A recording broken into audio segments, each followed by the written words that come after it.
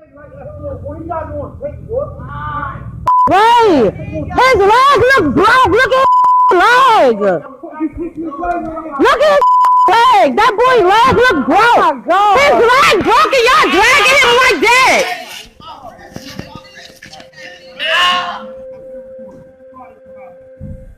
Supporting the protesters on the ground and continuing the movement. You know, there's been a lot of positive demonstrations over the past couple months here in Baltimore and across the country because the police have continued to... What it is young boys, the young folks of this community showing decades old of anger, frustration for a system has failed them. It goes with the saying, extreme times call for extreme measures.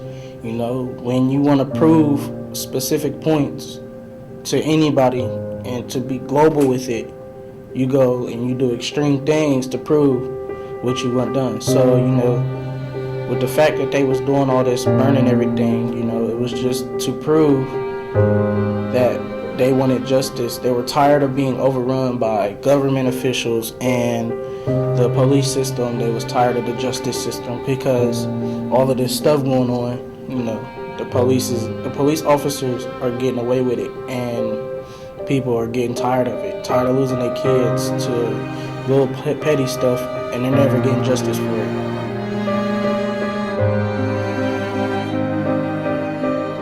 No, I don't think it was right. I understand the whole situation with different spots having trouble with the officers going against the civilians. But in this case, I don't think it was right for them to retaliate like that. But then, again, if you really think about it, sometimes, you know, extreme times call for extreme measures. So with that coming out, you know, in order for them to get what they wanted, they had to prove that they was willing to go to any length to get what they needed and get the justice for what they needed done.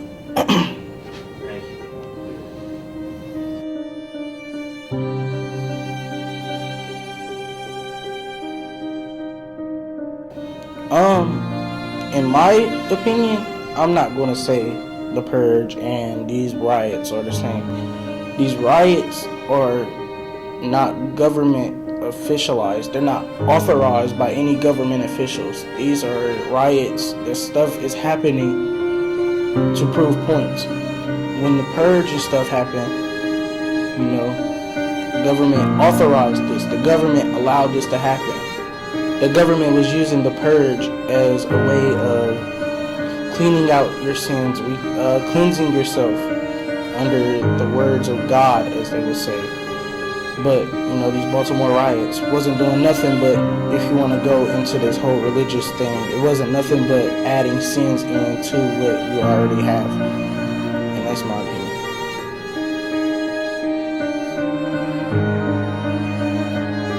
The white public against Negroes. The police are able to use it to paint the Negro community as a criminal element. The police are able to use the press to make the white public think that 90% or 99% of the Negroes in the Negro community are criminals. And once the white public is convinced that most of the Negro community is a criminal element, then this automatically paves the way for the police to move into the Negro community, exercising Gestapo tactics, stopping any black man who is on the sidewalk, whether he is guilty or whether he is innocent, whether he is well-dressed or whether he is poorly dressed, whether he is educated or whether he is dumb, whether he's a Christian or whether he's a Muslim.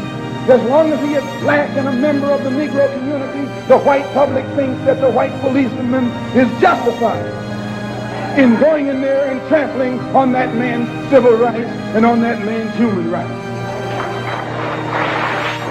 Once the police have convinced the white public that the so-called Negro community is a criminal element, they can go in and question, brutalize, murder unarmed, innocent Negroes, and the white public is gullible enough to back them up.